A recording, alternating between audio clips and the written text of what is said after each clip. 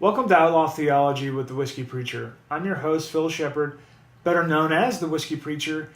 And today I want to invite you all to be a part of the larger conversation we've been having here on Patheos leading up to the presidential election. Last handful of weeks we've been presenting these questions, the dialogue about all throughout the Patheos website about faith and politics. And here's the question that we are asking this week.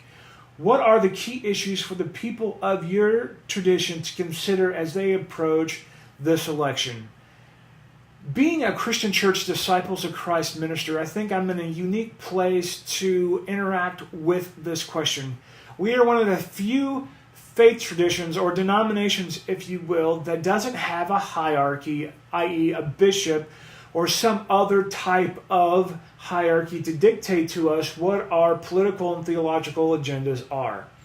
However, one of the hot button issues for us as a denomination is being an open and affirming denomination. Our communities are all autonomous, so we can decide whether on a local level whether we are going to be open and affirming, but as a denomination we are wrestling with this idea whether we should be entirely an open and affirming denomination. And I think we should, but I know there's a lot of people who don't. This question and debate will be on the docket of our General Assembly that we have every other year this summer in 2013 in Florida. And why I bring this up is because I think that this is also a hot button issue within the presidential election. I honestly believe that the outcome of the presidential election will in some way affect our larger conversation within the Christian Church Disciples of Christ on the issue of the LGBT community. So having a president who is either for the LGBTQ community or against the LGBTQ community, I think will set a tone for our larger conversation. President Obama has openly been in support of the LGBTQ community, not as much as some would like. However, he has, helped put some things in place like abolishing Don't Ask, Don't Tell. But if Governor Romney becomes president, he comes from a faith tradition where same-sex equality is non-existent.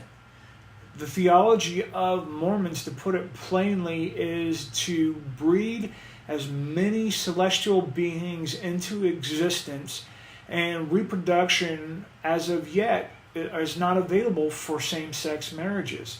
So I think Governor Romney's theology really affects his politics and vice versa. And that's my second question that I want to throw out is, does our theology affect our politics, and does our politics affect our theology? For me, it does. For me, as I evolved into a place where I no longer thought homosexuality was a sin, and that I embraced the idea of having an open and affirming community, it affected my politics. I really, and this is the most open I've been against the opposition of having Governor Romney in office, is specifically on this issue. I don't want to take a mild step back in the issue of the LGBT community, because it will happen. The idea enforcing Don't Ask, Don't Tell again, putting pressure on the states that have made it legal for having same-sex marriages. I really hope, specifically on this issue, if Governor Romney does become president, that our Congress and Senate really puts a check and balance on this issue. And I really hope us as a denomination can come to the conclusion to be an open and affirming denomination, yet on the autonomous local level, like we decide what it means that Jesus Christ is Lord, that we can wrestle with the idea what it means to be an open and affirming community. I would love to hear your thoughts. Does your theology affect your politics, and does your politics affect your theology? And if you are part of the Christian Church Disciples of Christ, or even if you're not, how do you think the issue of being an open and affirming denomination affects us as a whole?